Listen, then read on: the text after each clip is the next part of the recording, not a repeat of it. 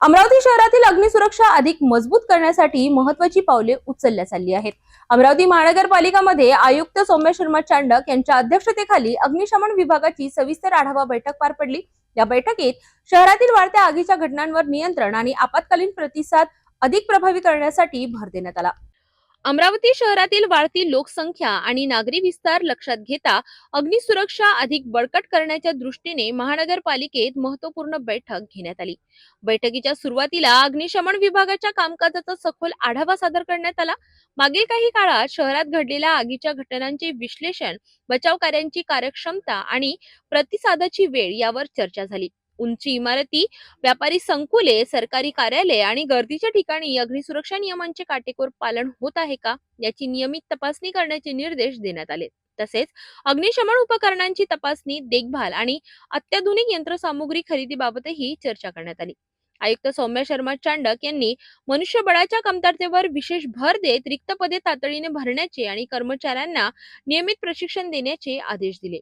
आधुनिक तंत्रज्ञानाचा वापर करून अग्निशमन सेवा अधिक सक्षम करण्याचे निर्देशही देण्यात आले। नागरिकांमध्ये जागरूकता वाढविण्यासाठी शाळा, महाविद्यालय आणि निवासी संकुलांमध्ये प्रात्यक्षिके घेण्याचा निर्णय घेण्यात आला। तसेच आपत्कालीन कॉलला प्रतिसाद देण्याचा वेळ कमी करण्यासाठी नियंत्रण कक्ष अधिक सक्षम करण्याचा प्रस्तावही मांडण्यात आलाय। शहरातील विविध भागांमध्ये नवीन अग्निशमन केंद्रे उभारण्याबाबत सकारात्मक चर्चा झाली असून यावेळी आपत्कालीन परिस्थितीत अधिक जलद प्रतिसाद देणे शक्य होणार आहे। कारण वेळ नाही जास्त राहणे पाहिजे याची खात्री करा। असं नाही की कॉल आला व्यक्ती हजर नाही, असं होतं का? तर याची तुम्हाला एक आपला प्रत्येक इन्सिडेंट केव्हा कॉल आली, केव्हा गाडी निघाली हे पण आपल्या इन्सिडेंट रिपोर्ट मध्ये ऍड करा।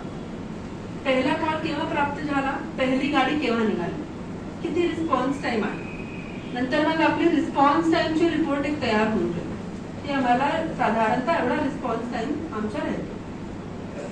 ठीक आहे, रिस्पॉन्स टाइम कमीत करायचे आम्हाला, ही सर्वात महत्वाचे आहे। पुढच्या विषयामध्ये मागच्या वर्षी फायर विभागाचे अद्यावतीकरण करिता एक प्रपोजल आला होता, परंतु फंड नसल्यामुळे ते करण्यात आलं नाही। या वर्षी ते करायचे।